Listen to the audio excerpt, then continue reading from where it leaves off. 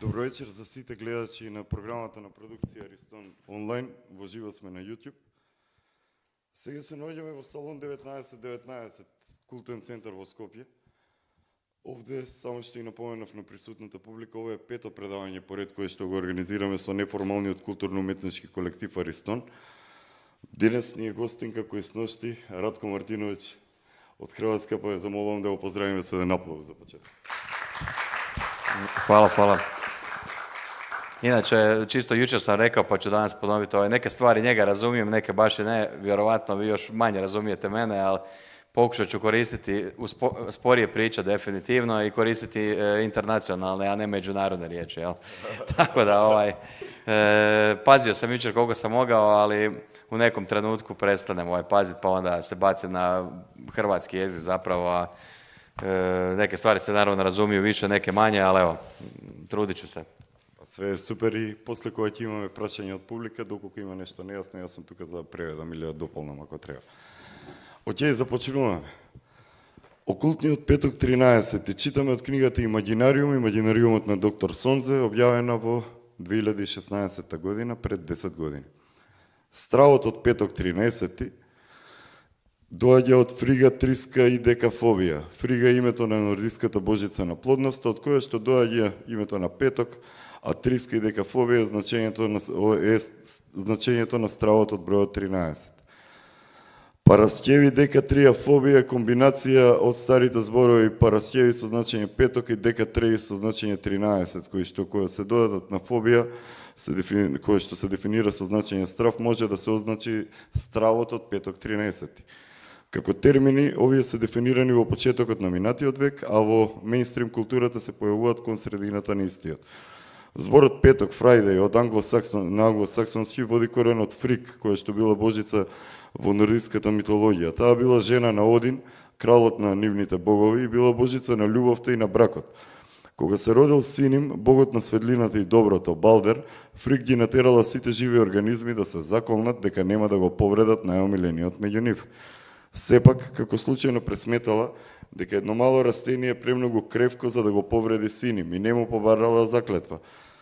Во нордиската митологија нивните богови живееле во нивниот рај наречен Валхала.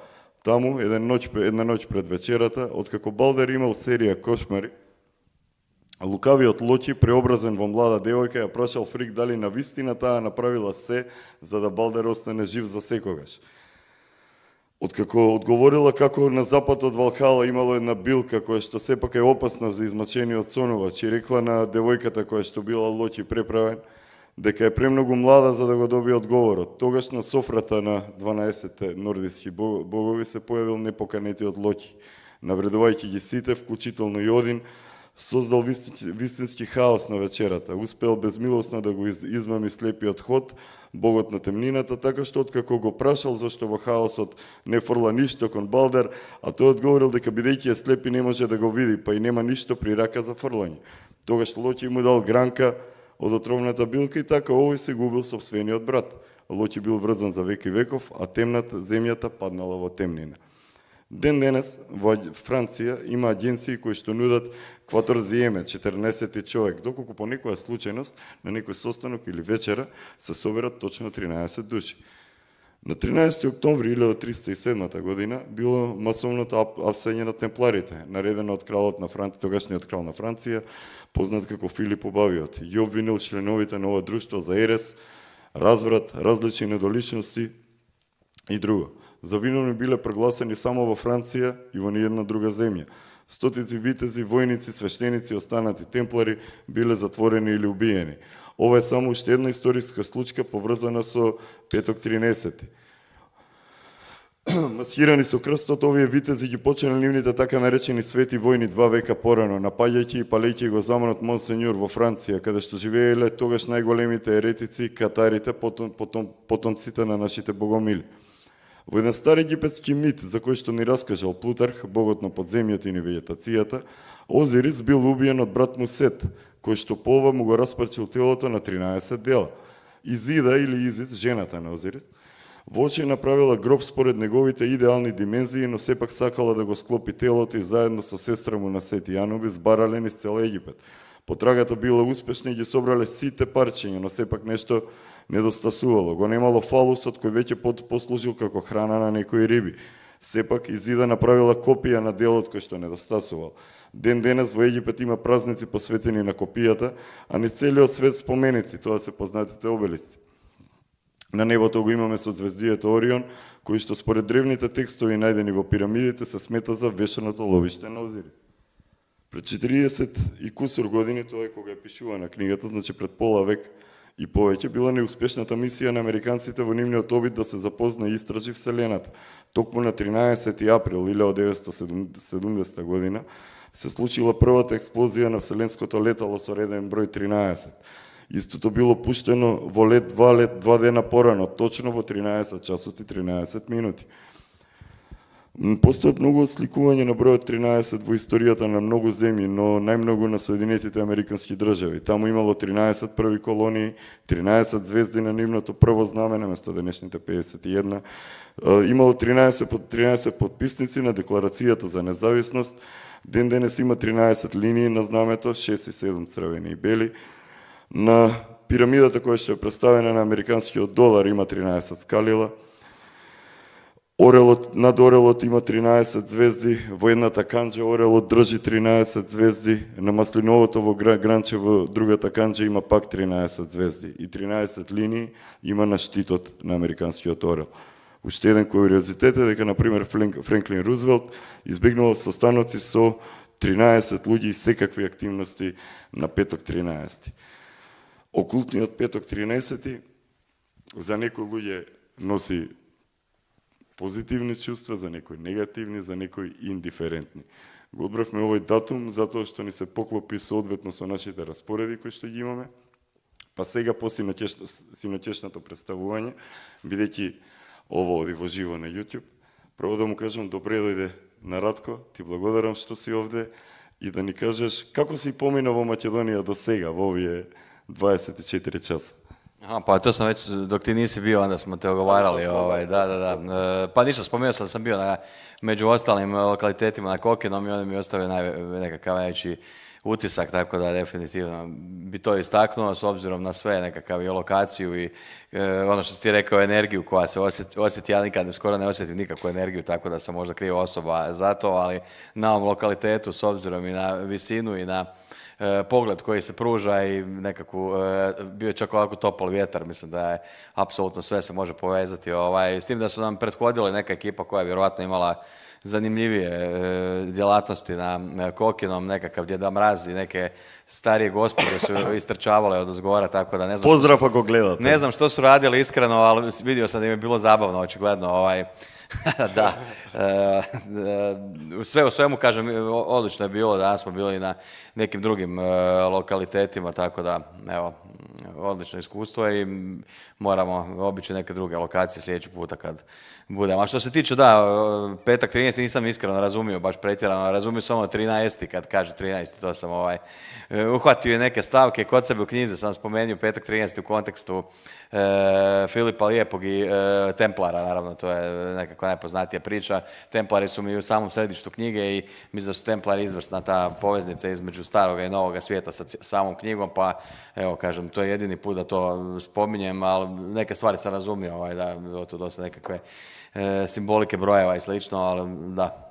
Nisam iskreno, ne bi ni znao da je petak 13. da mi nije on rekao, tako da evo, ja sam očito spao sa drveta. Од кога почна да го истражуваш окултизмот, сублиминалните пореки и историјата на тајните друштва? Aha, pa dobro, subliminalne poruke su dosta drugačija tema zapravo od okultne simbolike, ali ajmo reći da postoji jedna trilogija koja mi je odmah pala na pamet. 2012. kad sam izbacio subliminalne poruke knjigu, već sam tad znao da ću napisati društveni inženjering i gledao sam napravit ću trilogiju kao globalna manipulacija, pa će jedna biti subliminalne poruke, jedna društveni inženjering i onda sam poslije jedno par mjeseci shvatio možda okultna simbolika bi bilo dobro, s obzirom da su bi to bila poglavlja u subliminalnim porukama i ono što se, kao što se uvijek dogodi, rekao sam to će biti svake 3 godine će biti onako nova knjiga entuzijastična.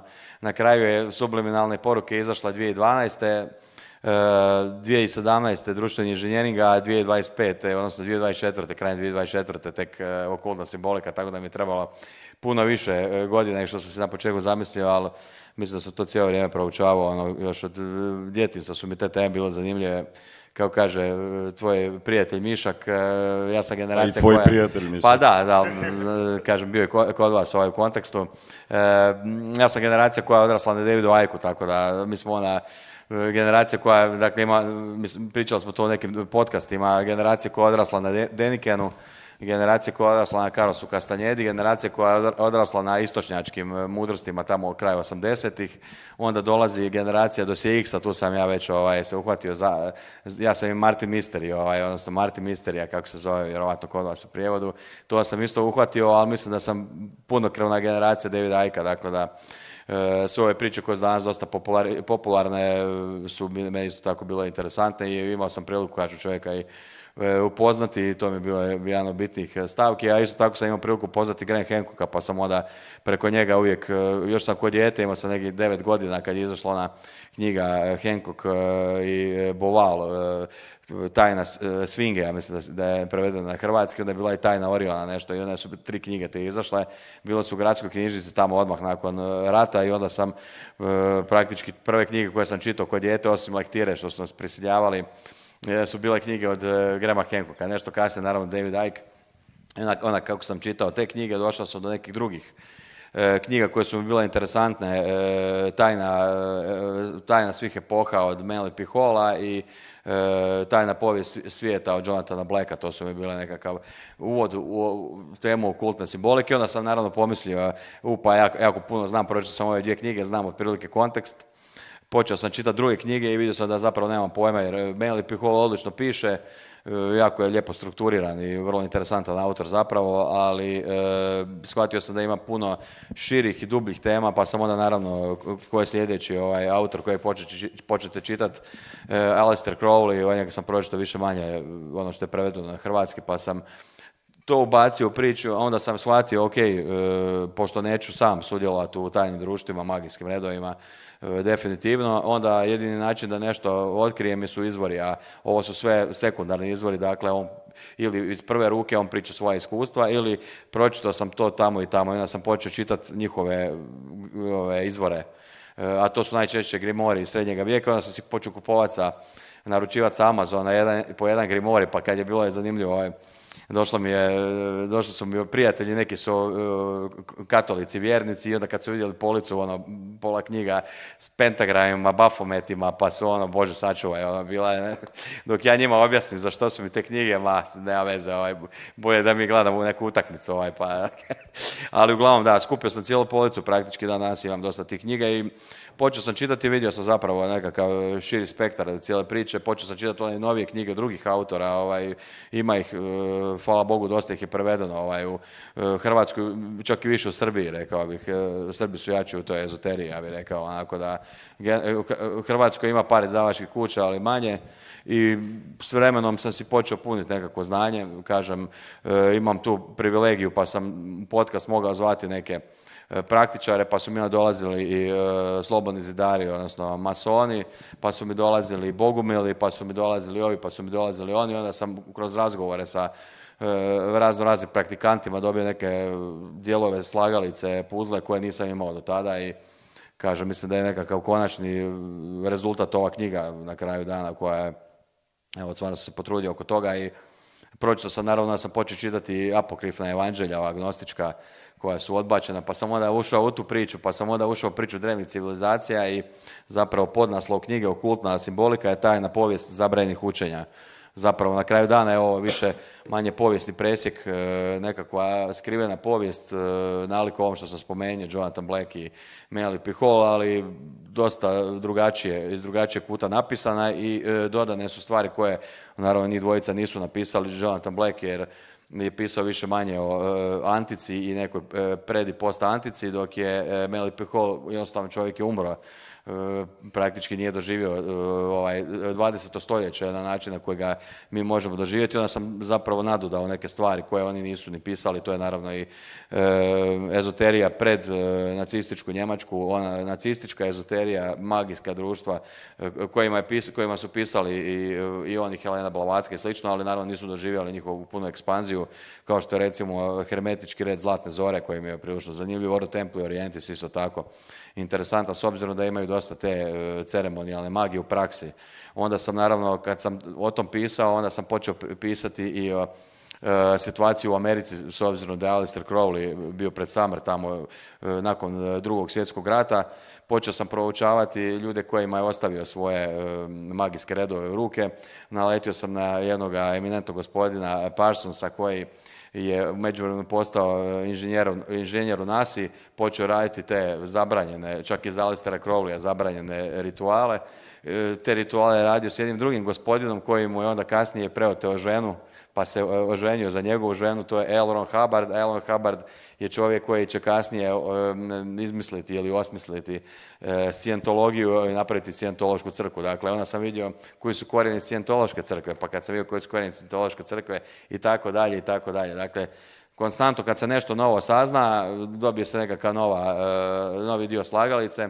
I vrlo zanimljivo je 21. stoljeće isto tako, a mislim naravno to ćemo sve pričati danas kroz ovaj razgovor, ali 21. stoljeća ništa ne kaska za svim mojim stoljećima ranije, dapače rekao bi da je danas ta crna magija izraženja nego ranije. Prije se to radilo poskrivečke, danas imamo, ne znam, ogranke narkokartela, čiji vođa, koji je u međuvremenu i pokojni, čiji vođa javno komunicira da ubija protivničke članove narkokartela na način da radi okultne rituale koje naučio iz nekih izvora. Naravno, dosta je poznat postao u Meksiku, tu je i Santa Muerte kad smo već kod Meksika. Dakle, jedna isto tako tamna religija koja je dosta popularna. Znači, to više nije kao prije gdje čak i, ne znam, Aleister Crowley, Helena Blavatsky su bili opskurni ljudi sa nekog soca društva koji su, zahvaljujući bogatim donatorima ili vlastitom autoritetu i nekakvom plemičkom backgroundu su uspjeli postati relativno popularni, ali ajmo reći nisu nikad uhvatili u nekoj mainstream populaciji. Dakle, dok je recimo Santa Muerte prilično popularna nekakva, ne znam kako bi to nazvao, kontrareligija. U Meksiku imamo i druge primjere, ali kažem, to ćemo se možda malo kasnije dotaknuti kroz razgovor, da ne oduzmem sve teme i pitanja, jel? Hvala ti. Pa da počnemo. Koje je najstarije tajno društvo koje si imao informacije koje te je posticalo da počneš da poredaš tu hronologiju? Pa ja sam krenuo zapravo išao sam po tim lokalitetima, evo danas sam imao priliku, jako mi je drago biti u Makedoniji po lokalitetima, ali išao sam gdje god dođem zapravo, to mi onako, putujem negdje ovako turistički i onda naravno uz to putovanje da ne dangubim cijelo vrijeme sjedeći na nekoj plaži ili ne znam ni ja što, ne volim takav tip godišnjeg odmora, onda odem i obiđem lokalitete, pa sam među ostalim kad sam bio u Turskoj sam otišao u Anatoliju i posjetio sam ovaj Göbekli Tepe, Karahan Tepe i te lokalitete i ajmo reći s tim mi počinje priča. Počinje mi priča na način da bilo mi je čudno, znači službena znanost, za one koji ne znaju, vjerojatno znate o čemu se radi, otkriveni su tamo doduše još 1971. ali tek 1994. kad je Klaus Schmidt, jedan njemački arheolog, počeo istraživati ono za što je pronašao nekakve markere u arheološkoj građi, došao iz Njemačke u Anatoliju, Tursku, u blizinu par gradova tamo u Kurdistanu praktički, i počeo istraživati te lokalitete, pronašao je određene stupove, napravio je radiokarbonsku analizu i otkrio je da je staro gotovo 12.000 godina. Ne gotovo, nego 400 godina je nedostalo da bude toliko staro, jer je iz 9650. godine prije Krista i to je njemu bilo šokantno da je poslao uzorke na više različitih fakulteta po svijetu i svi su donijeli isti zaključak. I sad on naravno uplašio se jer je vidio da, s obzirom da je on isto bio fan jedne knjige koju sam ja bio kod dijete čitao, a zove se Povijest počinje u Sumeru, odnosno historija počinje u Sumeru i da je sumerska civilizacija prva prava civilizacija, da su prije toga ljudi bili praktički praljudi, nekakvi huga buga u pećini i slično, iako ni to nije baš tako, čak i ta pečinska, spiljska, stijenska slikarija mi isto tako u ovoj knjizi vrlo interesantna građa.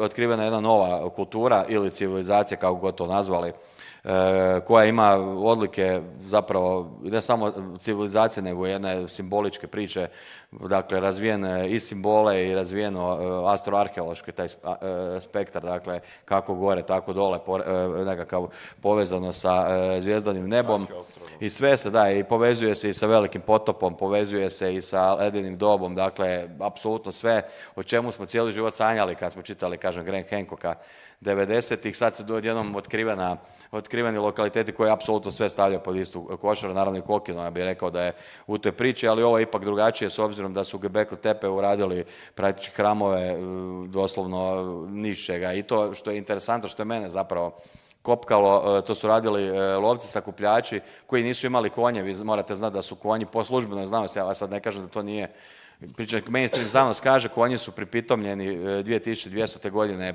prije Krista, ne znam, u stepama.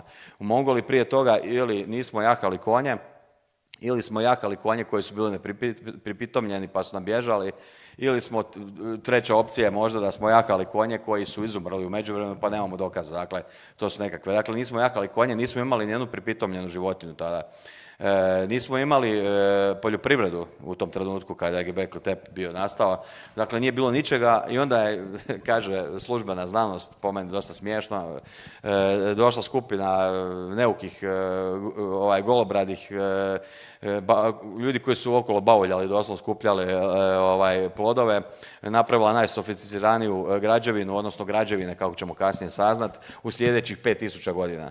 I samo su to kasnije zakopali, dakle, s obzirom da je dokazano da je zakopao čovjek te građevine. Dakle, iz nekog razloga su zakopali, pa vjerovatno da niko ne vidi kako su dobro kod dijete, onako kad napravi u pješčaniku nešto dobro pa zakopa da roditelji ne vide što je napravilo. Da. Dosta čudna cijela priča, ali ajmo reći to mi je bio nekakva polazišta točka. Zašto? Zato što sam shvatio da su za takvu stvar morali, dakle, pustimo sad mainstream znanost, morali su postojati neki, ne lovci sakupljači, nego ako ništa drugo, putujući arhitekti koji su morali imati metode pokušaja, promašaja, dakle morali se negdje vježbati, trenirati prije toga i napraviti te građevine. To je morala biti nekakva putujuća kasta koja poznaje nekakve obrasce građevine i koja to arhitekturu širi po svijetu. Dakle, to mi je bila prva stavka i onda sam shvatio, postojala je nekakva skupina ljudi, čak i u drevnoj prošlosti prije 12.000 godina, i s tim sam počeo knjigu, to je kao prvo prototrajno društvo, mi ništa ne znamo ni o toj civilizaciji koja znamo da su to nekakvi protoanatolci ili kako je oni već nazivaju, ne znamo ništa o tom, ali sam ja pretpostavio s obzirom su pronađene i nekakve obredne maske, sve sam tu pisao u knjizi, dakle pronađena tu masa stvari koja pokazuju da se to su inače ovako te stupovi koji su možda držali krov, možda nisu, ako su držali krov nema smisla da se vide zvijezde iznad, pa bi ja rekao da vjerojatno i nisu, dole su bili nekakvi vodovodne cijevi da odvode vodu, bile su i te maske, bile su i izgleda mi kao nekakav forum, što god da eto ima 8 ili 9 službenih teorija što je Göbekli Tepe nije. Klaus Schmidt je rekao da je to hram, zato što se bojao da bilo šta drugo da će izgubiti licencu, pa je rekao hram. Kažu da je neki da je nekropola, neki da je teatar, neki da je Noina arka, što je zanimljivo s obzirom da je pronađeno 40 životinja. Dakle, trenutno je otkopano samo 5% Göbekli Tepea i pronađeno je 40 životinja na tim stupovima koji se nalaze, dakle, nekakva simbolička Noina arka. Onda, recimo, u sumerskoj mitologiji oni tvrde da je mjesto na koje su se spustili Anunnaki bilo relativno neki 30-40 km po njihovoj mapi Sveto brdo Anunnakija, dakle, isto tako imaju nekakve stvari koje podsjećaju na to, sad da ne idemo previše u digresiju. Dakle, definitivno nisu to napravili nekakve lutajuće budaletine, nego neki ljudi koji stvarno znaju što rade. I onda sam shvatio, to je prvo takvo društvo, prvo tajno društvo ili društvo s tajnama koje radi takve stvari. Onda sam naravno shvatio da nije. Genevieve von Patzinger, inače jedna znanstvenica, proučavala je 2018. ima na TEDxu, na YouTube-u, stijenske slikarije, odnosno spiske slikarije, slike u pećinama pećinskih ljudi ili ljudi normalni koje oni nazivaju pećinski, a pitanje gdje su ti ljudi, jesu oni živjeli u pećinu, su skrivali od nečega, možda od potopa, možda od ledenog doba, možda od generalno vrlo lošeg stanja koje se nalaze izvan tih samih pećina, ali to je neka druga tema i ona je proučavala pećine, odnosno pećinske slikarije od Španjolske pa skroz do Tajlanda. I pronašla je, dakle, vidjela je, gledajući, dakle, stavila ih u nekakav softver i softver je izbacio da je tek 20% na svim tim slikama zapravo slika i da ima 80% nekakvih dodatnih elemenata koji se nalaze uz slike, one, znate, slike sa, ne znam, sa lovcima, sa biljkama i slično. Dakle, postoje nekakve stvari koje su kao znanstvenici tvrde da su oni kad su to slikali da su čistili kistove. Dakle, čistili su kistove, onda kako su čistili kistove, ostalo su neke mrlje. I ona je stavila sve te mrlje, maknula slike u aplikaciji, nešto slično umjetnoj inteligenciji danas i uz pomoć tog programa napravila komparativnu analizu svih slika koje se nalaze na pećinama i otkrila je nevjerojatnu stvar da ne samo da to nisu mrlje od kista, nego da postoje 33 znaka koja su identična po svim pećinama od Španjolske do Azije. I ona je otkrila da postoji pismo, tvrdi da je to pismo, mislim, danas se ona raspravlja. Oni tvrde da nije, znanstvenici su valjda omekšali s obzirom da su dokazi bili prilično jasni i oni kažu, ok, možda nije pismo, ali su znakovi. Postavili su, kažu, slikari, umjetnici koji su slikali pećinske slikarije su ostavljali sebi znakove tako da bi znali ko je naslikao i što treba slikati. Znači nekakve, ok, ali to znači da je postojala komunikacija. Ako je postojala komunikacija, morala je postojati nekakva Lutevića družina koja, ako ništa drugo, je podučavala druge umjetnike, slikare kako slikati. S tim da je ono što je bitno za navesti, kroz 40.000 godina su nastale te spiljske slike, ima ih na desetke tisuća tih pećina, ima ih i po Makedoniji, po Bosni. U Bosni ih ima najviše što se tiče ovog okruženja i u Italiji ih ima jako puno. Dakle, otkriveno je da su postojale očigledno je postojala nekakva komunikacija, postojala je, ja sam prilično siguran, protopismo i postojao je potpis slikara. Znači, morali su postojati učitelji slikara. I onda opet dolazimo, ako su postojali učitelji slikara, naravno imamo i neke primjere gdje je isto tako astroarheologija, dakle na tim pećinskim slikarijama, da su ti drevni umjetnici ostavljali nekakve markere i nebeskih tijela. I onda opet dolazimo do jedne priče koja se kasnije širi. Ali evo, sad sam već dobio dva tajna društva koja su mi, dakle nije više ni tajno društvo, odnosno protutajno društvo se razdijelilo u dva pravca. Pa to se zove ili kasta ili nekakav ceh. Zašto kažem ceh? Zato što su cehovi kasnije, cehovi arhitekata postali prilično popularni u srednjevjekovnoj Europi, pardon. I onda smo vidjeli neka tajna društva koja su proizašla iz tih cehova. Dakle, morali su postojati neki cehovi kroz povijest koji su podučavali druge kako slikati, kako praviti građevine i ono što je zanimljivo, kod svih tih građevina, osim toga, ima par zajedničkih točaka. Jedna je astroarheologija, dakle kako gore, tako dole.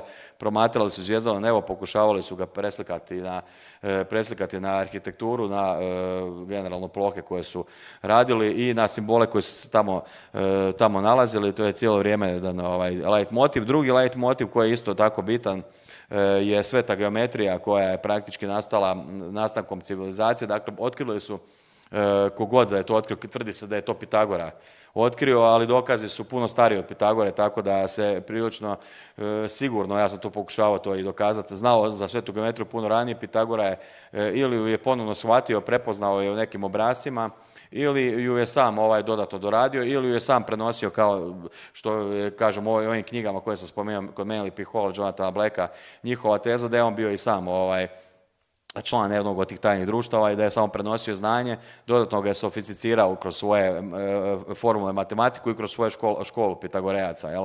Dakle, vrlo interesantna cijela priča kad se zbroji i oduzme. Što je sveta geometrija? To su nekakvi obrasci koje opažač, dakle nekakva osoba, filozof, znanstvenik, kogod je vidio u prirodi, dakle vidio je fraktalne oblike koje nas okružuju, drveće. Danas, evo kad smo išli na Kokino, bila je jedna prekrasna šuma, ne znam iskreno koje je drveće u pitanju, sa lijeve strane, jako čudne oblici drveća, prilično psihodelični. Psihodelični, ali to je bilo da, ne znam što je, ali enormno fraktalno. Dakle, fraktalne su i obale, fraktalni su u krajnjem slučaju atomi galaksije, što naravno oni nisu vjerovatno znali ili mi ne znamo da jesu. Sve oko nas je praktički fraktalno, a taj fraktal sadrži određene pravilnosti. Malbrantov skup mi je na kraju knjige, tako da danas postoje čitave znanstvene grane koje proučavaju samo fraktale, ali nekakav drevni opažač je shvatio da onaj ko je stvorio prirodu, ko je stvorio svemir, ko je stvorio apsolutno sve oko nas, to stvara na određenim omjerima, vjerojatnostima i na određenim obrascima. On je prepoznao te obrasce i odlučio to inkorporirati u arhitekturu i onda su sve te drevne građevine, ne sve naravno, ali veliki broj drevnih građevina je koristio svetu geometriju, tako da bi bio, ajmo reći, kako kaže Jeffrey Grapp, da bi bio u prirodnoj ekstazi prilikom izgradnje tih bogomolja, hramova ili nekakvih nepoznatih, ajmo reći, nepoznato namjenom lokaliteta. Dakle, sve to se nalazi i u antičkoj Grčkoj, sve se to nalazi u Egiptu, sve se to nalazi kod Pitagore, sve se to nalazi puno ranije i onda naravno idemo dalje u prošlost, otkrivamo da je postojalo i protopismo koje je povezivalo sve te ljude, naravno tu je ono pismo iz Vinča, koje ima Tartarija pismo, koje se Tartarija ploča, pardon, neki nazivaju Tartarija pismo, koji danas isto izaziva prijepore. Dakle, pitanje je samo koliko je stara ta signalizacija, ali rekao bi da je to isto vezano za simbole, pa taj simbol ako je nešto značio praktički on jest pismo, iako ga mi ne smatramo pismom jer se ne uklapa u službeni narativ. Ali da, najstarije tajno društvo, ne znam iskreno kad je nastalo, ne znam ni kako je izgledalo u početku, ali prilično se jasno može vidjeti njegovo formiranje kroz povijest. Значи, да те разберам дека по потопот останале твојата, она што ти го пишуваш, е дека останала група на луѓе која што го пренесувала знаењето, што било илјадници години, која што спомна 40.000 години порано, така, она патувачка дружина што ја спомна. Pa vidi, ne znam kako je to bilo tih 7 mudraca o kojima se pričaju, teško mi to reći kada je to nekakva legenda, ali da je postojao neko, da li je postojalo nešto prije potopa, naravno, bio bi prvi veseliji da se nešto otkrije, ali dok se ne otkrije možemo samo nagađati, ali ono što je apsolutno sigurno je da je postojao prijenos znanja. Ako je postojao prijenos znanja, postojali su i prijenosnici znanja, ako su postojali prijenosnici znanja, a svekoliki puk, odnosno populacija nije znala za to znanje, znači da su postojale nekakve tajne vezane za to znanje, a to bi onda bilo i nekako tajno društvo, odnosno društvo sa tajnama. Naravno, problem je što su ljudi praktički bili i nepismeni, vjerovatno u većem kontekstu povijesti, pa onda naravno ta jedna prosvjetljena manjina sebi uzela za pravo da ta znanja širi, pa kažem, pa sve do danas praktički imamo tajna društva, prilično su popularnija nego ikad, rekao bih, i samo šire ta znanja koja su već postojala. Da. Ono što recimo, spomenuo sam te maske, dakle, uvijek u cijelu tu priču idu i nekakve psihoaktivne supstancije ili duhovni pravci koji mijenjaju svijest, vode čovjeka u trans ili u ekstazu. To je jedan dio, dakle, ritualistika, isto tako je istražen kroz knjigu, mislim da je ritual, odnosno ceremonija prilično bitna i kad vidimo ritual, odnosno ceremoniju, vidimo i pokušaj dolaska do znanja, pokušaj kontekstualizacije znanja, dakle postoji jedna šira slika i tu je taj nekakav teatar isto tako koji pokazuje kroz alegorije što pjesnik zapravo želi reći, ali naravno to se skriva od publike ili u krajnjem slučaju mi se doslovno ispred nosa prikazuju, a da publika nije svjesna pravog značaja toga što vidi. Mislim da je najbolji primjer su hollywoodski filmovi, kojih, to sam pisao u knjizi Subliminalne poruke, gdje ima masa hollywoodskih filmova koja ima alegorijski značaj i alegorijski značajno drugačije od onoga što vidimo na nekakvom klasičnom promatranju toga samoga filma. Mislim da je pisao sam to, kažem, u toj knjizi, Čarobnjak iz Oza, Pinokio, to su neki od najpoznatijih primjera i onda je prilično sigurno da se to i u antici. Naravno imamo tu i Eleuzinu, odnosno eleuzinske misterije, imamo dionizijske misterije, mislim da su oni najzanimljiviji s obzirom da se o tom dionizijskom brasu priča i u post-antici, dakle nekom vremenu kada su praktički nastajali i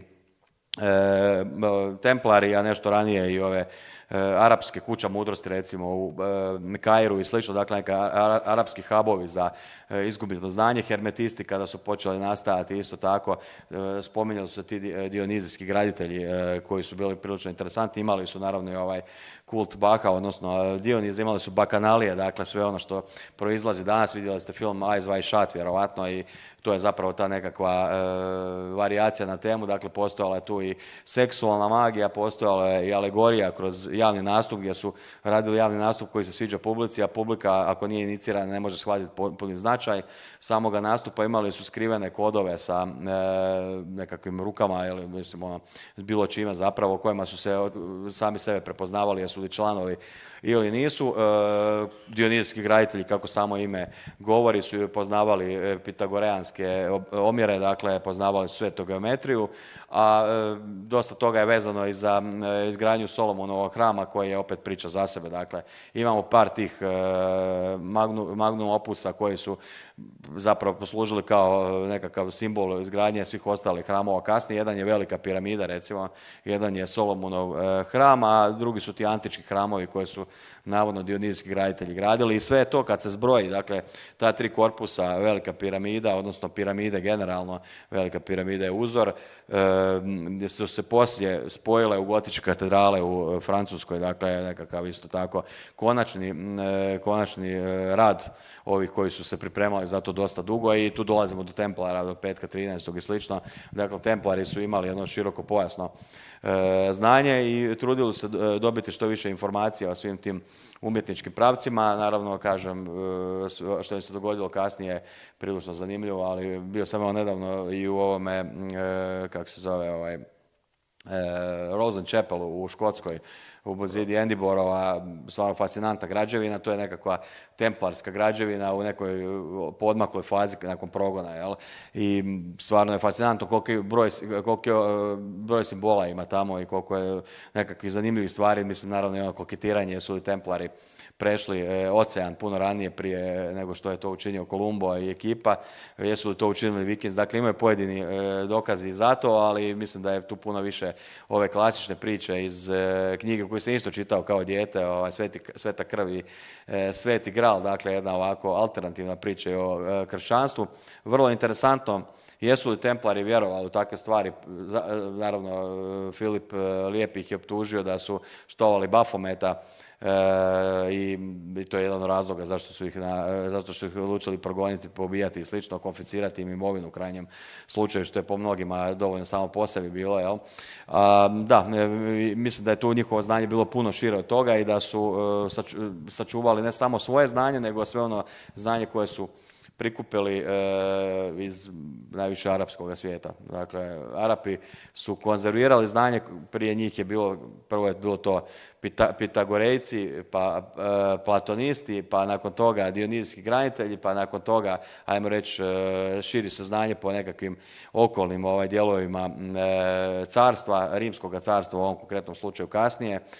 Dolaze naravno ove priče i o gnosticizmu, pojedine skupine koje imaju drugačiju perspektivu svega onoga što se dogodilo u Bibliji. Oni čuvaju i ovaj korpus znanja, nastaje hermetizam, sve to odlazi naravno nakon progona u arapski svijet i onda to templari putem prevoditeljskih centara, najviše u Toledu, u Španjolskoj, dakle u postmaurskom svijetu, prevode, donose to i donose, navodno nešto otkrivaju i u Solomonovom hramu. I nose to kao, ja bih rekao da je to moguće da su tu nešto otkrili, ja bih rekao da nije samo to izvor znanja, da su oni radili apsolutno, mislim danas je to prilično provjerljivo, postoji stvarno puno knjiga o tome i alata kojima se to može pronaći, dakle imali su čitav sustav prenošenja znanja u tadašnju srednjevjekovnu Europu i kružena legenda naravno da su ove gotičke katedrale u Francuskoj koje su zapravo kalendari simbolike praktički, svaki pedalj gotičke katedrale ima simbolički značaj, da su doveli sa sobom ti templari iz Bliskog istoka, da su doveli nekakve čudno obučene graditelje koji su imali kodirane bilježnice i da su im oni pomagali i govorili što treba napraviti.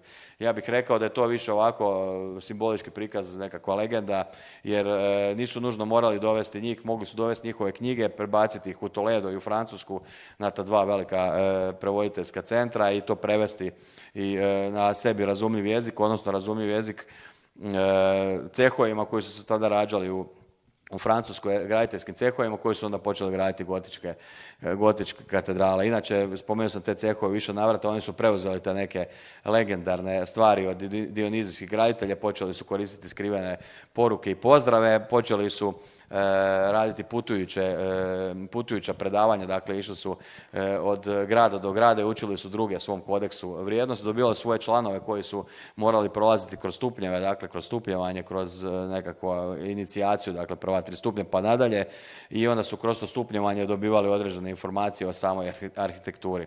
I onda su ti cehovi dobili prevedeni korpus hermetičkih knjiga najčešće ili ovih vezanih za svetu geometriju i počeli su to primjenjivati u izgradnji novih bogomolja, odnosno gotičkih katedrala, naravno uz pomoć mecena koji su spojili sve te osobe, dakle spojili su izvođače radova, kolokvijalno danas bauštelski terminologijom, izvođača radova, spojili su radnike, spojili su arhitekta na jedno mjesto i naravno inženjere građevine i onda su odlučili napraviti najfascinantnije građevine u povijesti. Ono što je meni interesantno, najbolje se vidi koliko je gotička katedrala u tom kontekstu vremena bila interesantna kad vidimo kako je izgledao grad.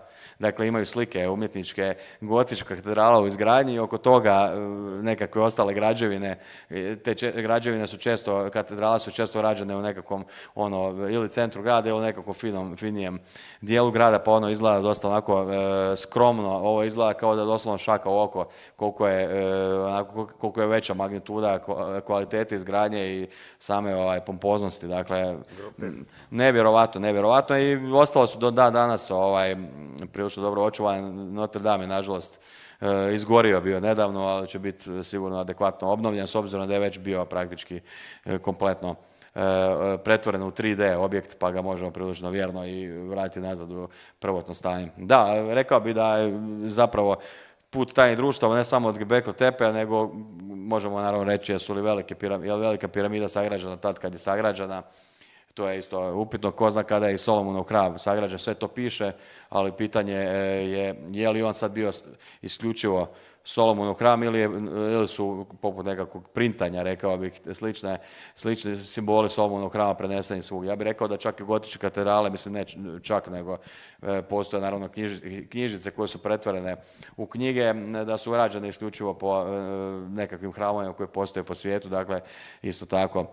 Osim što su bile ceremonijalno napravljene za ceremonije koje najčešće nisu kršćanske, ali to je neka druga priča. Napravljene su i na lokacijama koje su kolokvijalno nazivano paganske crkve, dakle nekakvim starijim lokacijama i još su uz to bile prikazi određenih hramova, među ostalim Solomonovog hrama.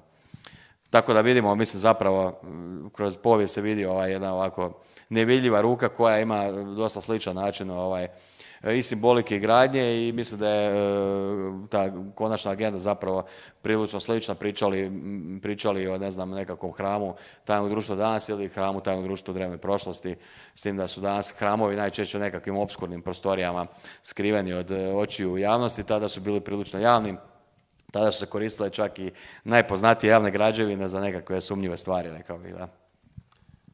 Ти благодарам за ова хронолошки увод. Сега ќе те вратам назад малку. Најстарите познати тајни друштва во Египет, за кои што си дошол до информации, кои се и со што се занимаваат? Nisam te razumio. Најстарија тајна друштва во Египту, о којima си дошол информации, на кои su bili sa čime su se zanimavali? Pa dobro, mislim, tajna društva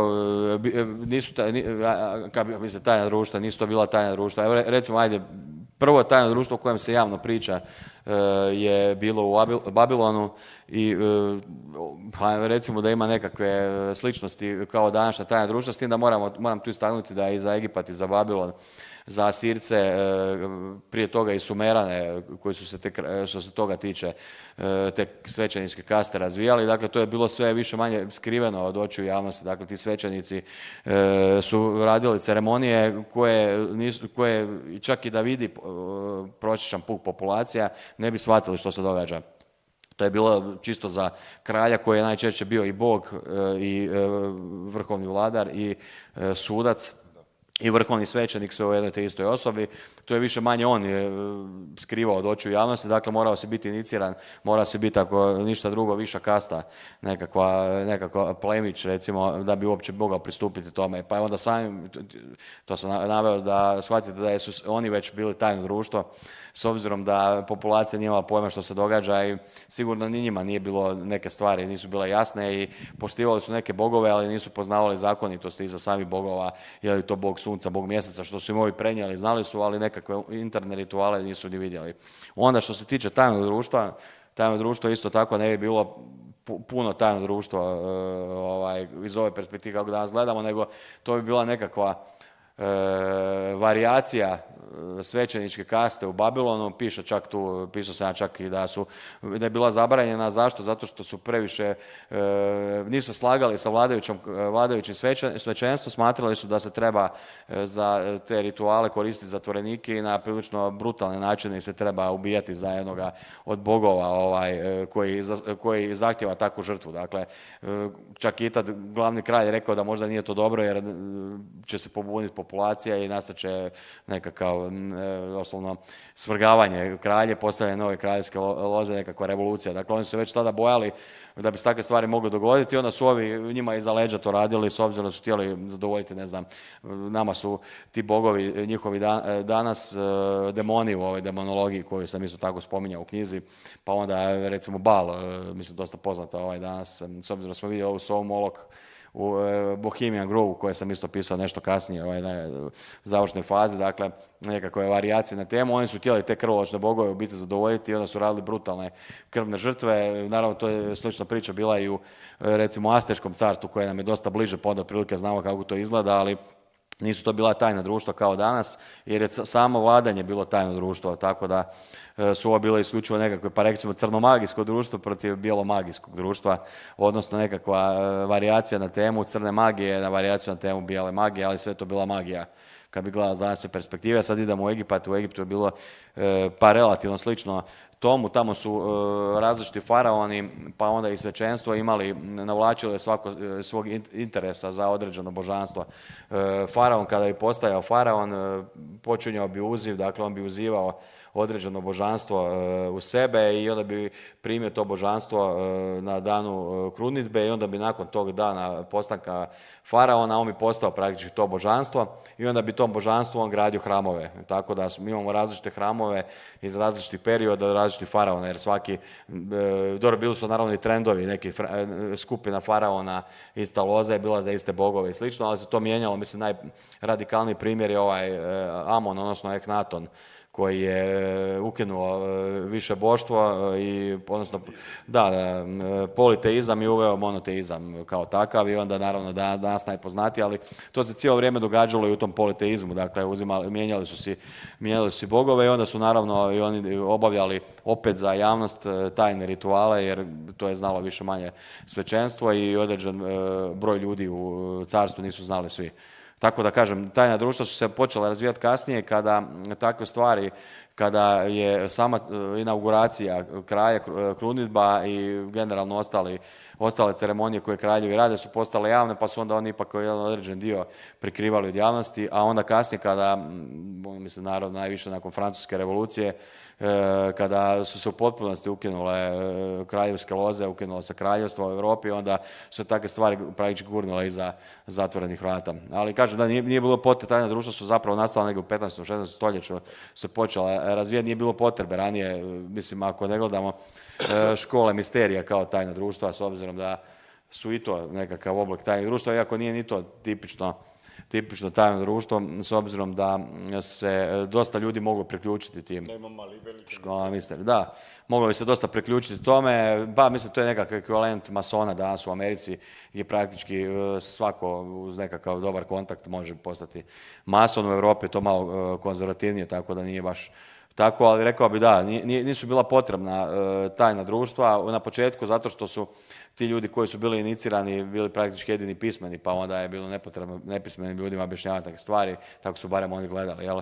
Nisu htjeli u krajnjem slučaju opismeniti narod, nije ni narod htio biti pismen, a onda kaže kroz povijest su tajna društva jednostavno postala nužna onima koji su širili znanje, jer nisu htjeli da se ta, kako kažu oni, svjetovnom puku šire takva znanja, smatrali su da su ona rezervirana samo za najistaknutije pripadnike. Jel?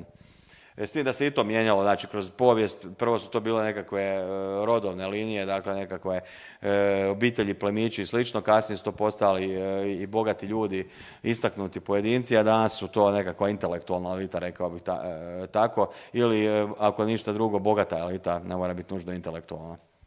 Ali evo da, kroz povijest se dosta to i mijenjalo i generalno zanimljiva priča. Сега можеш да продолжиш на кај сакаш. Можеш да ни кажеш малку дионизиски и левсински мистерии или да продолжиш со малку ново време. Оставам на тебе да одбереш.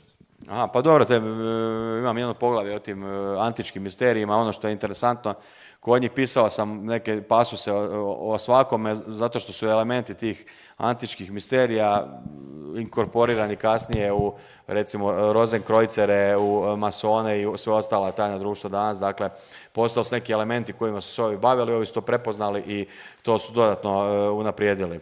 Mislim da je, kad se priča, skoro ekvivalent, barem u Hrvatskoj, kad se priča o tajnim društvima, svi kažu to je ceremonijalna magija. Dakle, njima ljudi ne razumiju da postoje društva koja su isključivo vezana za ceremonijalnu magiju i društva koja su vezana za hijerarhiju i slično. Dakle, svima je to sve isto, jer glavna teorija, ako si u tajnom društvu prizivaš đavla, evo to je onako baba iz Zagreba sa placa će reći to je prizivanje đavla. Možda i nije daleko od istine, ali generalno ne radi svako društvo sve stvari. Jel?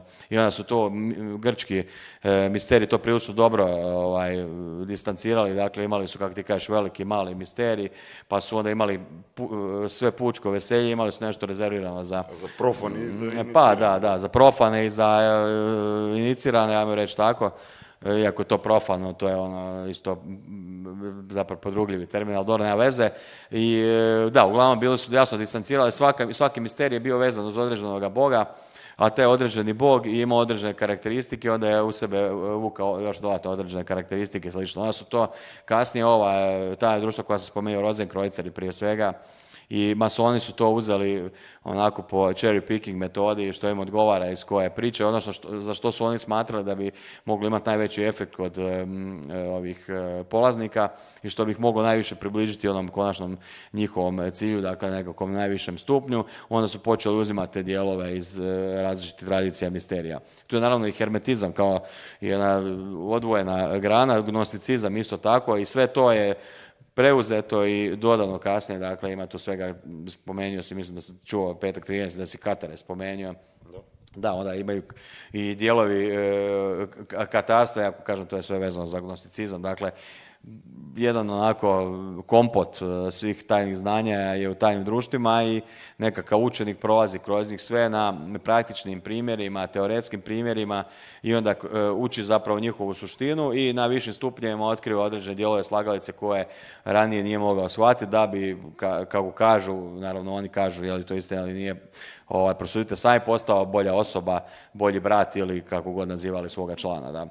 Tako da, ovi su definitivno interesanti s obzirom da su tu i izmijenjena stanja svijesti i proricanje. Mislim da je ono što se danas ne spominje toliko često, divinacija je u antici bila ključ uopće ulaska u nekakvu religiju. Dakle, htjeli smo vidjeti što će se dogoditi u budućnosti, to je ono što nas uvijek fascinira i brine i ono što nam je ključ uz divinaciju, dakle predviđanje budućnosti, pokušaj upravljanja nekim svojim životom i s obzirom da smo bili samo marionete bogova koji su bili gnjevni, koji su upravljali s nama i radili što su htjeli jer mi nismo imali svoju svijest, praktički pričamo o antičkom konceptu čovjeka, onda smo pokušali barem vidjeti što će se dogoditi u budućnosti ako već ne možemo upravljati ni samima sobom, ni svijetom oko sebe.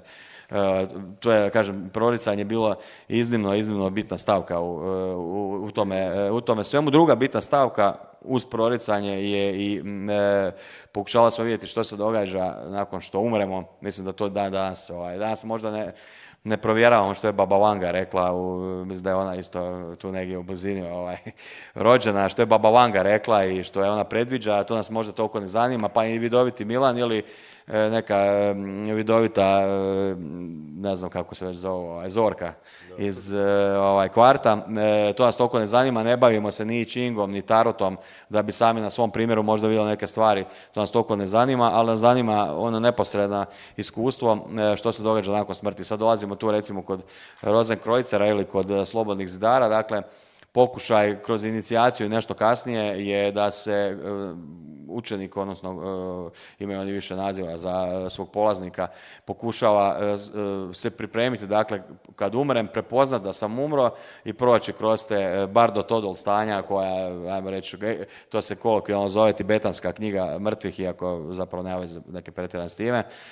Dakle, postoje određena stanja po tom vjerovanju kada čovjek umre, kroz koja prolazi naša duša prije reinkarnacije, odnosno ili odlaska u jastvo, ili reinkarnacije prelaska u sljedeći život, odnosno sljedeće tijelo, i onda u tome trenutku mi moramo prepoznat da umiremo, da smo umrli i da prolazimo kroz ta stanja, tako da bi kroz brutalni kontekst vježbi koje smo prošli kroz vrijeme, da bi uspjeli se prilagoditi i prepoznati te stvari i zapamtiti neke stavke iz ovoga života, ključne stavke koje, naravno, svako ima neke drugačije, i da bi to prenijeli u sljedeći život i onda samim time imali neke prednosti u sljedećoj reinkarnaciji, u krajnjem slučaju da se ne prestanemo reinkarnirati previše puta. Dakle, to su neke određene stavke koje su bile jako bitne u tim i školama misterija, a i u tajnim društvima nešto kasnije. Naravno, postale su onda i prava priroda svemira koji nas okružuje. Je li ovo sve samo san nekih bogova, naš vlastiti san? Postoje li uopće ljudi oko nas? Jesmo li mi jedini lik u našoj video igrici, a i ostali svi ljudi su NPC-evi koji nam pomažu da iskusimo same sebe? Dakle, postoje razne teorije i to naravno sa razvojem takvih filozofija koje su, by the way, tu praktički od kako je svijeta i vijeka, samo se drugačije promišljale i drugačije nazivale.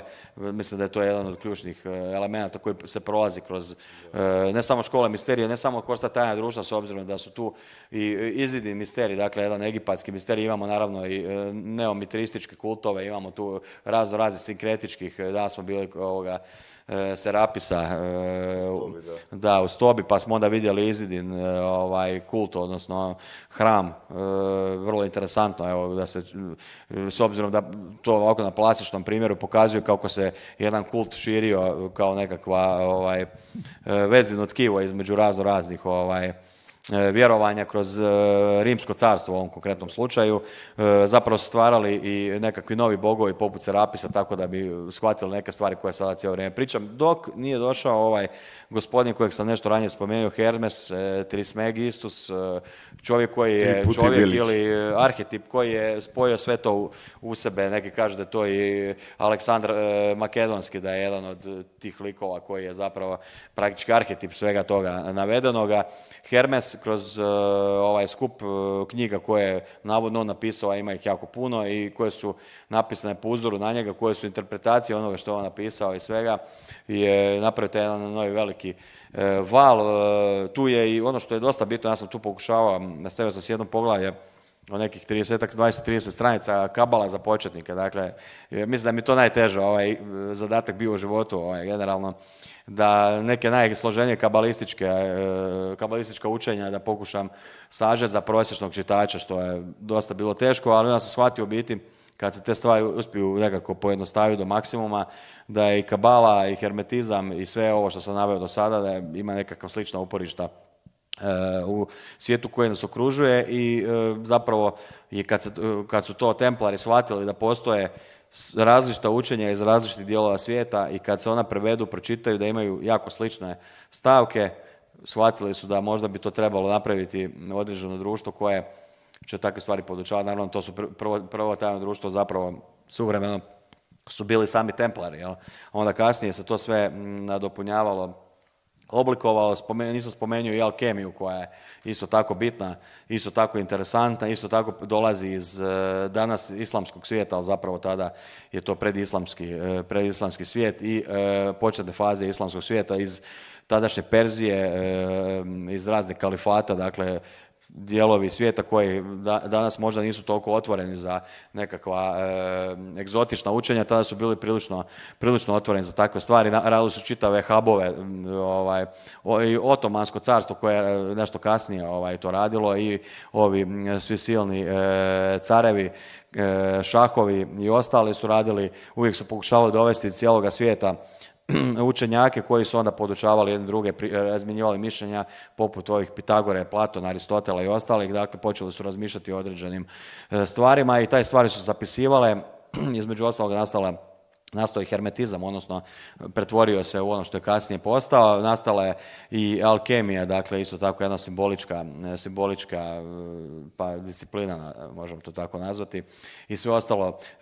Tu su i religije koje su danas možda i manje poznate, među njima je zoroastrizam koji se poslije prakticirao kroz neke druge religije, pa i jazidska religija koju sam imao prilike i sam vidjeti u kurdskom dijelu Turske, vrlo interesantna jedna priča. Asirska crkva koja isto tako danas nije toliko poznata i popularna, ali imaju vrlo zanimljive ovako egzotične filozofije. Jazidi su bi bili posebno zanimljivi jer njihova priča je dosta drugačija od klasične priče.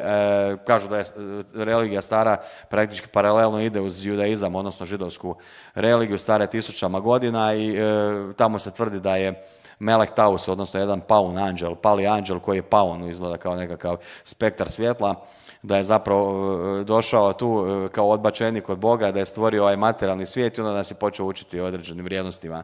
I onda naravno da su i za vrijeme ovoga sirijskog rata su ih ubijali i Kurdi i muslimani i Isilovci i svi živi i neživi jer ovi štuju Lucifera naravno, ali kada pogledamo sve ostale religije koje dolaze iz ove priče, prije svega gnostičke, odnosno apokrifne, jedna slična priča se vrti i u Kabali i svugdje druge, dakle da je postao jedan pravi Bog koji je stvorio sve, mislim to je sad teško pomalo objasniti, ali ajde, stvorio je beskrajnu ljubav, ovako, jako to baš i nije tako, ali ajde, recimo da je sve beskrajna ljubav u kojoj su sve duše nekako sazdane i onda da se Sofija, odnosno mudrost, odlučila napraviti odraz u samom Bogu, da bi Bog iskušavao samoga sebe, pa je u krajnjem slučaju iskusio samoga sebe kroz svoj odraz, a taj odraz je, pogledavši se u zrcalo, pomislio da je Bog sam i da je bolji od Boga.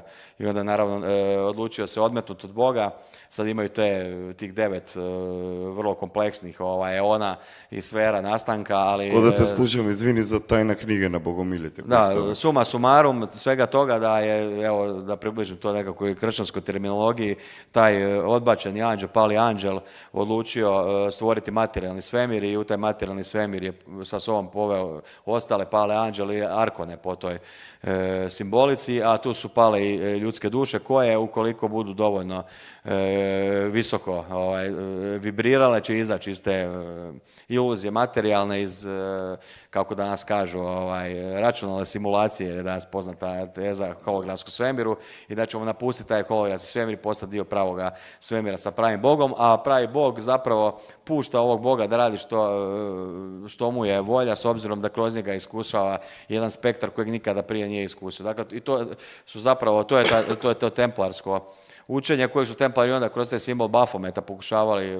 prikazati. Dakle, kada se analizira Bafomet, ima sve te elemente navedenoga, dakle, vrlo interesantna simbolika i pokušavalo se to sakriti, dakle, da ljudi nisu spremni, jel, uopće da otkriju takve stvari, ali mislim da to je nekakav light motiv koji zapravo kroz okultizam novijeg vijeka onako fino, ovako suptilno prolazi i svi imaju jednu te istu ideologiju. Ono što je interesantno kod tih gnostičkih skupina, da su neke čak smatrale da je, recimo, ako je to, oni su uzeli, ok, to je sad istina, znači Jahve bi onda po toj priči bio kodno ime za Lucifera. I onda ako je Jahve Lucifer, znači li to da je zmija u rajskom vrtu zapravo pravi Bog?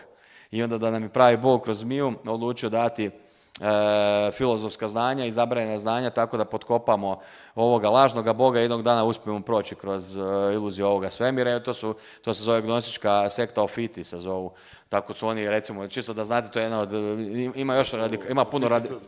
ima puno radikalnijih skupina, ali ova je interesantna jer zapravo je sažima ono što će kasnije preuzeti tajna društva, rekao bih, i onda naravno oni će, mislim, to je i nekakve ove, pod navodnicima, poganske, odnosno šamanističke religije, isto tako, oni gledaju, ok, ne znamo što će biti u sljedećem životu, možda ćemo ići u raj pakao, gornji ili donji svijet, ili ćemo ići u reinkarnaciju, odnosno sljedeći život. Ajmo se mi u ovom životu ponašati najbolje što možemo, pa ko živ, ko mrtav kasnije. I onda su to preuzela tajna društva, recimo taj element, ali oni su shvatili, ok, ko živ, ko mrtav, ali ako je ovaj svemir materijalni, ko upravlja materijalnim svemirom, materijalni knez. Zašto mi ne bismo shvatili zakonitosti materijalnog kneza, vidjeli njegove elemente stvaralaštva i počeli to štovati kroz arhitekturu i kroz ceremoniju, odnosno obrede. Dakle, možda bi približavanjem njemu postali mi knezovi ovoga materijalnog svemira, pa onda lakše prošli kroz materijalni, kroz taj krug reinkarnacije. Ili obratno. Dakle, itd. Sad ima takvih, i sad svako od tih tajnih društava kasnije ima drugačiju filozofiju. Recimo, hermetički red Zlatne zore koje sam spomenuo, kojeg je u ovu suvremenu verziju pretvorio Aleister Crowley, oni smatraju ne samo da mi možemo komunicirati odnosno ući u pak sa Luciferom, barem štujući njegova pravila, tako da budemo u nekakvom balansu sa materijalnom svemirom, možda možemo upoznati i arkone i otkriti kako se ti arkoni ponašaju i koristiti te arkone u svakodnevnom životu, tako da nam oni pomažu ostvariti nekakve... To je radio car Solomon. Da, nekakve najbanalnije, da, i onda sad dolazi ta legenda o Salomonu, kako Solomon je kao nekako kriptirano ime, Salomon je na hrvatskom kao biblijsko ime, pa sad ko voli, svako ima nekakav drugačiji termin. On je napravio hram, on je recimo Asmodeuša ili Asmodeja, jednog od poznatih demona, uspio ga je pomoću nekakvih, ja neću tu sad previše otvoreno govoriti, jer rekli su mi da se to može zloupotrebljavati, ali piše tu u knjizi prilično eksplicitno dosta stvari. Uspio ga je pomoću određenih stavki sabiti u jedan kavez i onda je njega uspio natjerati da pomoću ostalih, pošto je ovaj knez demona, da ostale demone koristi kao bauštelce za izgradnju Solomonovog hrama. Jel? S tim da mi je interesantno što se tu u legendi spominje jedan crv, dakle on tvrdi da su imali mitskoga crva kojeg su koristili, dakle nekakvog crva ili crve, koje su koristili za topljenje granita i ostalih elemenata za izgradnju hrama i omekšavanje. Dakle, ono što danas kažu, ne znamo kako je sagrađena recimo velika piramida i pitamo se je li možda Davidovici i ostali smatraju je li možda to ljevano ili možda omekšano na jedan način da se lakše oblikuje. Ovi stvrdili imamo jednog crva koji to radi, dakle jednu životinju praktički koju onda oni dovedu i onda ona radi taj posao, tako da ima i taj dio vezan za mitologiju, to sam čisto ovako spomenuo, da Solomon po prvi puta uspijeva ukrotiti arkona, odnosno demona, kako god ga nazvali, interdimenzionalno biće, svejedno kako ga gledamo, i onda je pomoću njega uspio graditi hram. I onda je ostavio u svoje nasljeđe takozvane Solomonove pečate ili sigile, iste klavikula Salomoni. Simbole koji imaju nekakva obilježja, imaju 3-4 vrste sigila, odnosno načina izrade. Jedan najpoznatiji je zvijezdani sigil koje se danas koriste. Dakle, svaki demon ima neke karakteristike koje su sabijene u simbol i taj simbol, sad idemo malo preeksplicitno, ali taj simbol... Zar to nije iskoristio John Dee vekovima kasnije u onaj njegovi sigil? Pa mislim, John Dee iskoristio je Elifas, svi su koristili, znači da zapravo, ajmo reći, bilo ko smatra sebe magom je to koristio, tako da je John Dee među ostalima, s tim da je John Dee napravio svoje sigile i svoj jezik henokijanski, kao god ga nazvali, koji mi kao komunicirao sa tim bićima, komunicirao ili nije, s obzirom da je pored njega bio i Edward Kelly, moguće da je sve bila i prevara, ili barem dio prevare, ili da, to je sad, ali to je neka druga priča, sad ne idemo previše u tu temu. Da, Solomon je ostavio pečate, odnosno ostavio simbole svakog od arkona i načine kako se te arkone može ukrotiti, koristiti za svakodnevne zadatke. I onda ulazimo u srednji vijek, počinje inkvizicija, magovi moraju kriptirati nekakve elemente s kojima se bave i nastaju te knjižice koje se koriste za invokaciju, odnosno evokaciju, odnosno prizivanje i izazivanje demona. Imamo i uzivanje, dakle primanje demona u sebe. Imamo zvanje demona koji će tu stalno ostati, pa ćemo ga mi stalno sisat, i demona koji će se samo pojaviti nakratko pa će otići. Dakle, to su nekakve 3 mogućnosti koje mag može ostvariti. I da, danas se ti sigili koriste, sad se opet vraćamo na zašto sam počeo ovu priču, hermetički red Zlatne zore je upravo red ceremonijalne magije, dakle, bave se među ostalim i prizivom demona, i Aleister Crowley je odlučio prizivati apsolutno sve demone i voditi dnevnik o tom prizivanju demona, i odlučio je taj dnevnik ostaviti kao knjigu, dakle može se sve nabaviti. Inače knjiga se zove Magika, jedna od tih knjiga. Magika je kao udžbenik za maga, gdje on za školsku djecu od par sto stranica je napisao knjigu što znači žezlo, što znači kruna, što znači krug, što znači ovo. Onako doslovno kao da idemo u prvi razred osnovne škole i sad hoćemo biti Harry Potter, recimo. To se zove knjiga Magika, se zove od Aleister Crowleya i masa magova iz 20. i 21. stoljeća je stasala upravo na toj knjizi. Prije Aleistera Crowleya se moralo ući u određeno tajno društvo i moralo se proći kompletnu inicijaciju i opet se nije dosta toga znalo jer su magovi, pogotovo stari magovi, dosta ljubomorno čuvali to sve za sebe i tu je knjiga Moonchild, odnosno Mjesečevo dijete, gdje Aleister Crowley kroz alegoriju piše o tim svim magovima kako izgleda scena magova na početku 20. stoljeća. Mislim da je to relativno dobro opisano u filmu Nine Gate od Romana Polanskog, Deveta vrata, gdje on se isto izruguje praktički sa suvremenom ezoterijom. Mislim da je to Aleister Crowley čitavo vrijeme radio i on je pokušavao to približiti. Dakle, ti spomenuo Johna Dea, mislim da je Aleister Crowley tu puno bitnija persona, ali Eliphas Levi je isto tako jako bitan, s obzirom da je Eliphas Levi približio neke stvari koje su iz antike, post-antike, širim masama, jer je bio prilično popularan autor u post-revolutivnoj Francuskoj. Dakle, onako, jedan ovako i zanimljiv lik, bio je i mason i svećenik i nema što nije bio, dakle, onako, živopisan lik koji je pisao dosta tih zanimljivih knjiga. Dakle, mislim da i danas više manje se sva tajna društva bave sa svim stvarima. Neka su duše tradicionalna, kao što Slobodni zidari, Rozenkrojceri, pa oni imaju već nekakve utabane puteve, ali ovi ostali se bave apsolutno svime i tu sad dolazimo do ovih najopasnijih stvari crnomagijskih, gdje se neka, recimo red 9 kuteva se otvoreno bavi ritualnim ubojstvima, pedofilijom i takvim stvarima, dakle nemaju nikakvih problema s time i mislim da imaju svoje internet stranice i u Velikoj Britaniji su proglašeni terorističkom skupinom, s obzirom da su radili ubojstva za nekakve svoje rituale. U Meksiku je, mislim, plodno tlo, s obzirom da je kod njih ubijanje prilično normalno, nažalost, i samim time su brojni crni magovi pronašli upravo idealno područje tamo, priključio se, kao što sam rekao, nešto ranije narkokartelima i onda koriste njihovo oružje tako da bi jednostavno radili svoje rituale koje bi radili onako i ovako. Tako da se dosta često danas događalo da su ti poznati magovi prestali raditi bilo kakve ceremonijalne stvari, pa su postali youtuberi, influenceri i slično. S druge strane, neki su u zatvoru zbog stvari koje su već učinili, a s treće strane su pobjegli u neke zemlje koje imaju malo labavije zakone i tamo se bave s takvim stvarima. Dakle, ovako, to je konačna geneza. Evo, ne znam što još imaš, vjerojatno imaš još. За да дамо контекст од наша гледна точка на ова што го зборуваше Радко до сега, кога говореше за темпларите и за нивното сваќање на светот, во почетокот во текстот кој што ви го прочитав од мојата прва книга Имагинариумот на доктор Сонзе, ги спомнав Монсеньор Катарите, кои што се потомци на нашите богомили.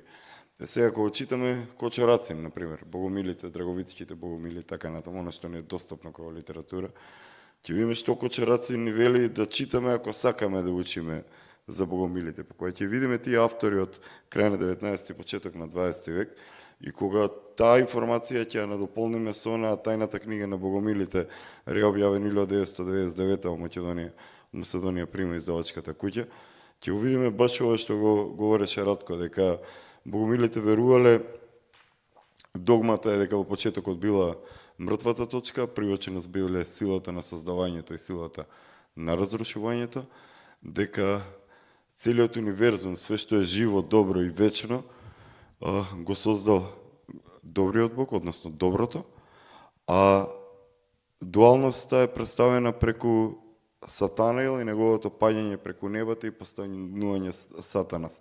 Па така, секој може да се одговори сам на себе ако се заинтересира да истражува после, да истражува подоцна, дали како тие темплари всушност го користеле знаењето на богомилите кои што ги истребиле од Монсеньор доле нааму за некои други нивни знаења.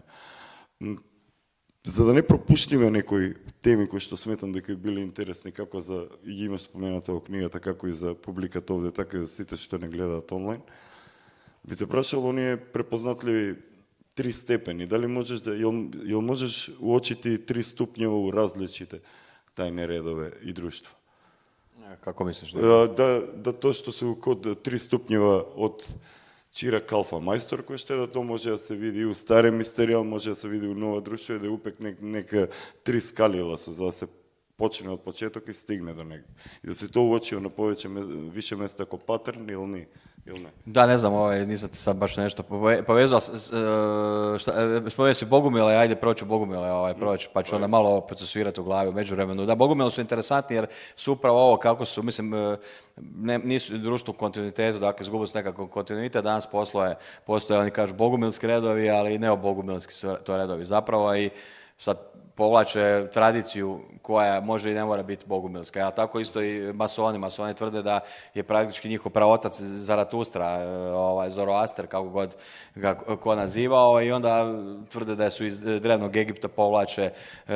Dakle, ajmo reći, guraju taj autoritet puno ranije, tako da imaju nekakvu veću vrijednost. Jel? S obzirom da su nastali u određenom kontekstu vremena, su interesanti, kažem, bogumili su isto tako dosta uzeli, rekao bih, ne možemo znati kako su stari bogumili imali vrijednosti u potpunosti, ali su današnji bogumili sinkretičko društvo, dakle uzeli su neke stvari i sa strane koji nisu nužno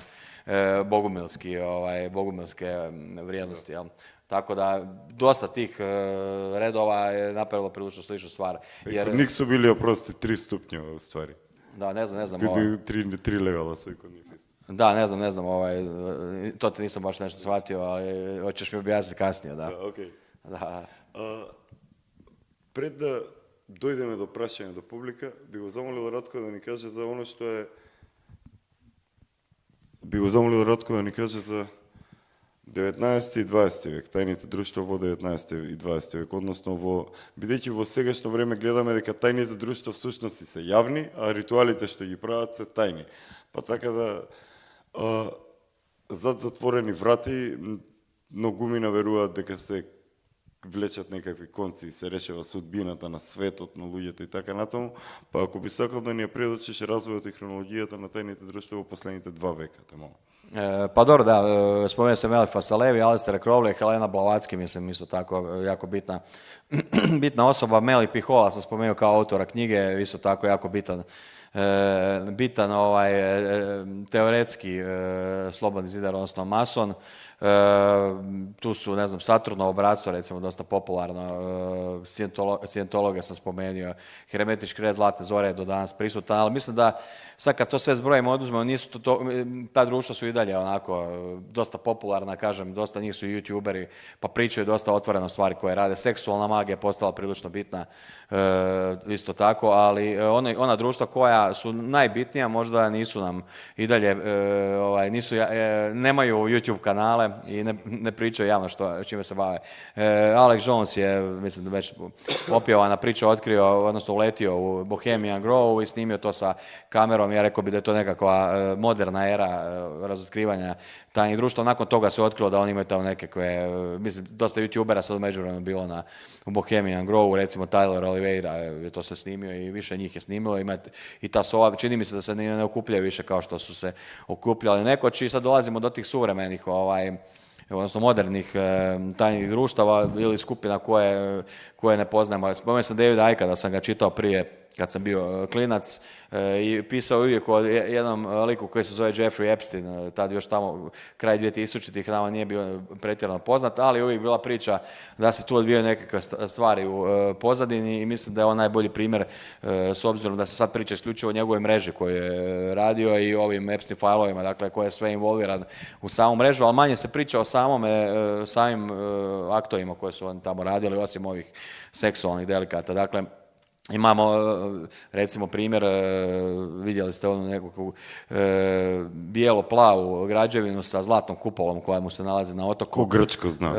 Da, to je u biti iz Alepa, sirijskog Alepa. On je napravio maketu koja unutra nije samo maketa, nego ima i nekakve stvari ima unutra, pa se koristila i za masiranje, među ostalim, po čemu je Epstein i ekipa, po čemu su najviše poznati.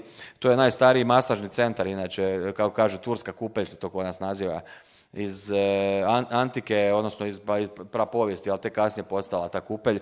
I dakle, on je napravio jednu simboličku maketu te građevine za Lep, a mislim da to je jedna od najstarijih građevina, 5000 godina je u kontinuitetu, da nije srušena, tako da zašto to njemu stoji tamo? Onda recimo, isto tako, youtuberi su upali na otok tamo 2020. 21. nakon što se on kao objesio, jel?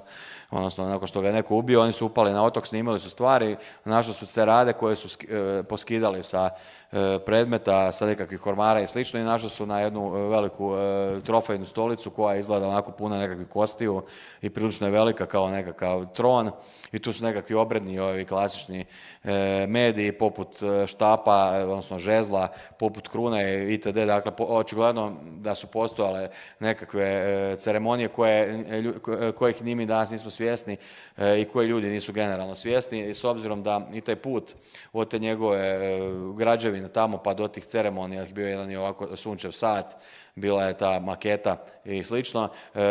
Taj cijeli put, staza koja vodi do tamo je bila puna raznih antičkih božanstava, s tim da ta antička božanstva nisu ona tipična kakva se stavljaju na hramove, nego kada se ide analizirati svako, pisao sam je o tome u knjizi, kad se ide analizirati ta božanstva ima nekakve posebne karakteristike, nisu toliko ni popularne bilo božanstvo, što znači da su oni očigledno imali, znali su točno što stavljaju, on je tvrdio da su to bili darovi od njegovih gostiju, što isto tako nije pretjerano istina, jel? Dakle, onako, tu možemo svakako sumnjati na nekakve rituale, naravno to je onaj Eyes Wide Shut, čak ima jedna scena u kojoj dvoje likova, mislim da je i prilično podsjeća na Epsteina i Ghislaine Maxwell. Na kraju filma u supermarketu, misliš da to pa je? i to i ne u onome i na samome ovome događaju, znači odnosno na onome balu prije toga koji je prehodio samom događaju, imali su masku na događaju pa se ne vidi toliko dobro, da, ali rekao bi da su to prava tajna društva koja danas